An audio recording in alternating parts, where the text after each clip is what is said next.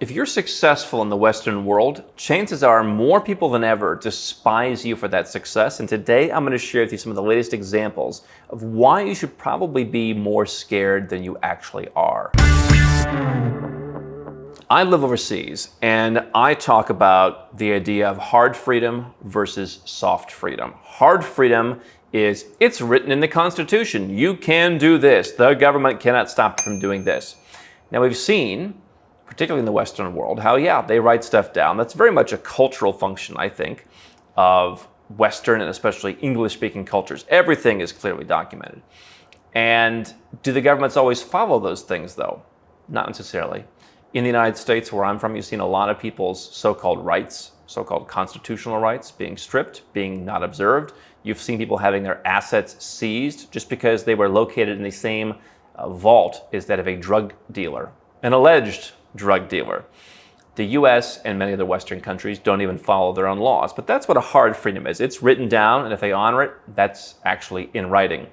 Then there's soft freedom, things that if you only live in a Western country, you probably don't understand too much because you'll go to other countries and things may not be as documented.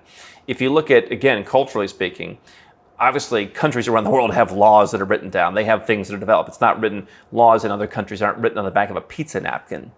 But you do see a cultural preference in countries outside of the West to do things more by touch and feel. And so the people have kind of a soft understanding of, nobody bothers you if you do this. Yeah, you can do this. Nobody cares. The culture dictates things. People have a certain way of having freedom. It's not written down. And so if you're sitting in the United States, you're saying, we got a constitution. You're pounding your chest, everything. No one else is as free as we are.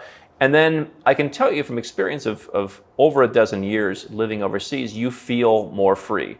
It's hard to explain, but you simply feel more free just on the streets, doing business, conducting trade in other places around the world. I'm not talking about anything nefarious. I'm just talking about everyday life. You will likely feel more free. You're not getting harassed. You're not getting bothered. There's not endless rules to follow. Heck, in the US, what's the book? 3 felonies a day. Everyone's committing 3 felonies a day. They don't even know it. And you will probably be able to avoid that somewhere else. Now, in that same context, if you're a wealthy person, you think, hey, I've got a lot of protections living in the Western world. But what you perhaps see and minimize in a sort of I'll leave when it gets bad enough way that we hear a lot of times here at Nomad Capitalist is people in your country don't like you. I'm Andrew Henderson. I'm the founder of Nomad Capitalist. We have helped over 1,000 high net worth and ultra high net worth individuals from around the world who wanted to legally reduce their taxes, increase their freedom with things like second passports, invest and engage in opportunities all around the world. We've helped people create it and execute holistic plans to do that so that everything is fully legal and works in all the different jurisdictions where they want to be. You can learn more at nomadcapitalist.com. And I think a lot of people comment on exactly what I saw many, many years ago, what my parents and I talked about around the dinner table all the way back in the late 90s. Here's something I saw pop up. This is a couple years old, but it re-popped up on social media. There's a headline talking about how rich people are reportedly getting into pet sharks.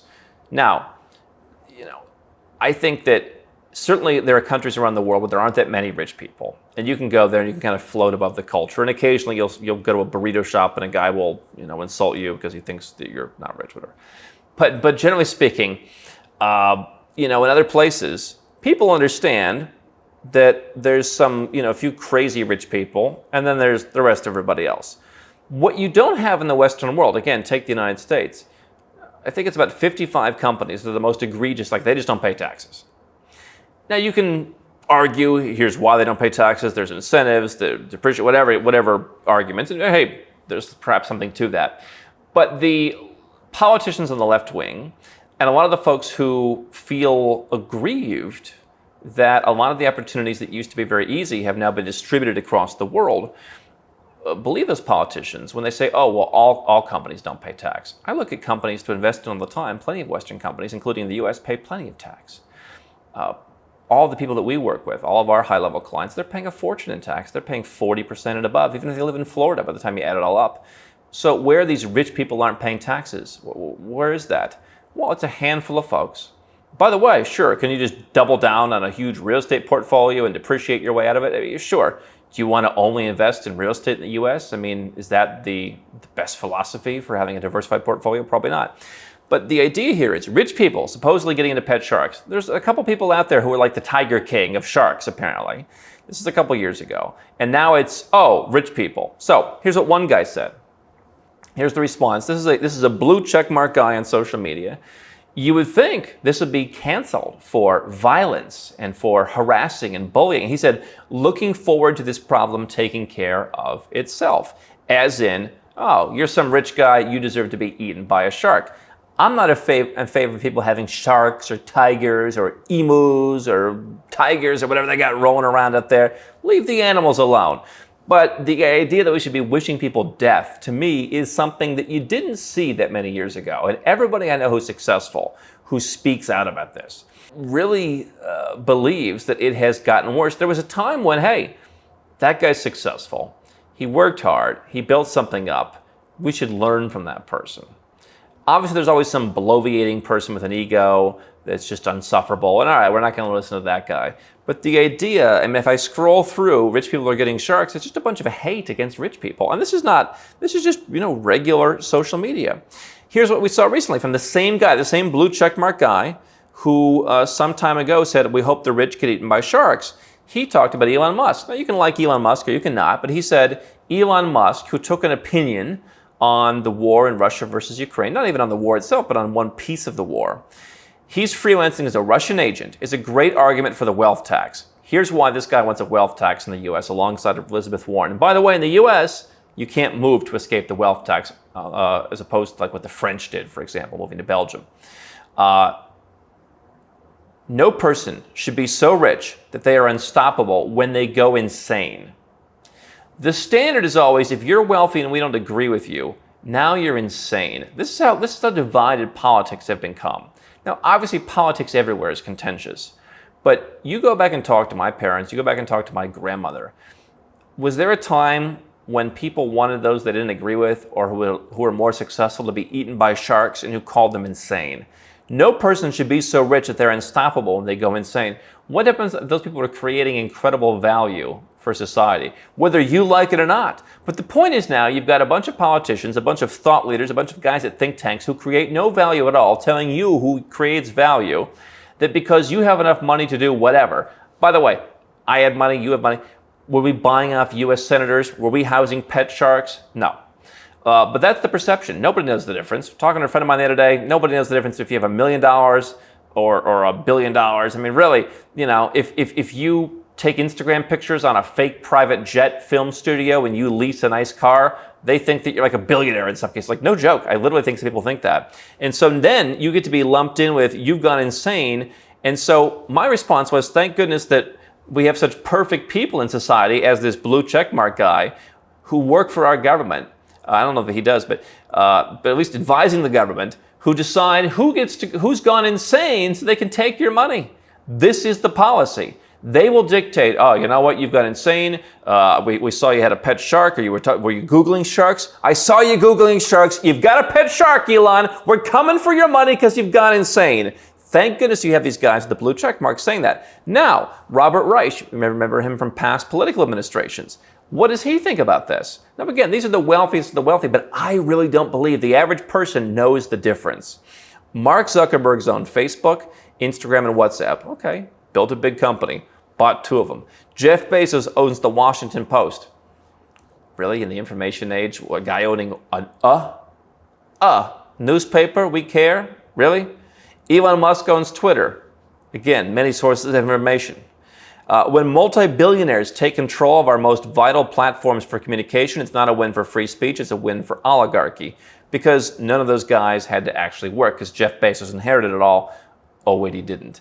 But that doesn't matter anymore. Those are the things they throw around. Oh, we don't want people who inherited money. Mark Zuckerberg didn't inherit money.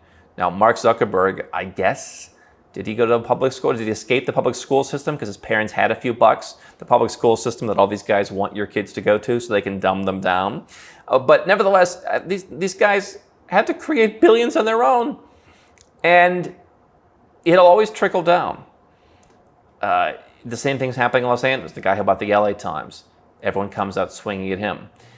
No doubt if you put yourself out there in a public way, you will be attacked. But merely having wealth means you should be eaten by a shark.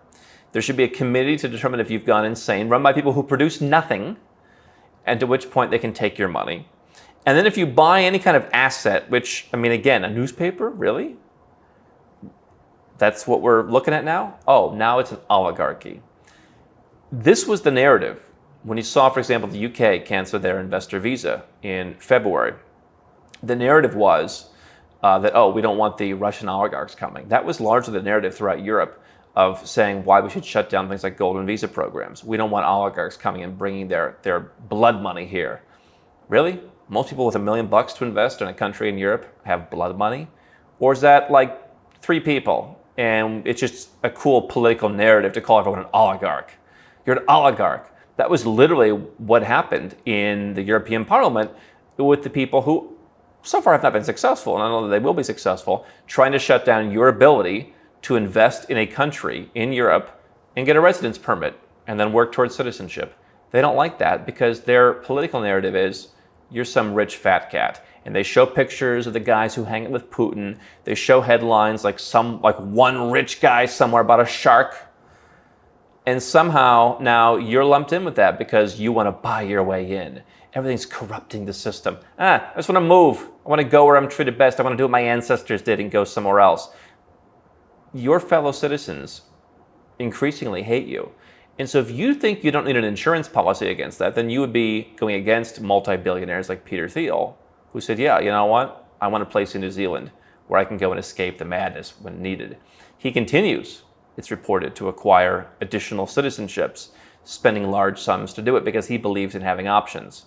A lot of people at that level believe in having options because I think they see, among other things, the tea leaves, which is that they are increasingly out of vogue. Why did you work so hard to be out of vogue and to be hated when you can go to a place, Monaco, Dubai, the Cayman Islands, and many other places? You can go to practically any country on earth and just float above the local culture, float above the political system, invest in the country, get your residence permit, get your citizenship, go and live there, potentially dramatically reduce your taxes, and be left alone. And I think that that's something that while you understood that you would be attacked as you became more successful, it's never been as bad as it is now. And that's why I think everyone who's successful should have another residence, have another citizenship. It's something that we help people create and execute holistic plans for, so that you figure out what's the best plan. Do I need a citizenship? Do I need a residence? Maybe I want to move some money to a different bank. Maybe I want to move my IRA offshore. Maybe I want to buy a house in another country. We help people figure that out. We've got a process we've refined over the years, helped over 1,000 folks do it. We'll be happy to help you as well at nomadcapitalist.com.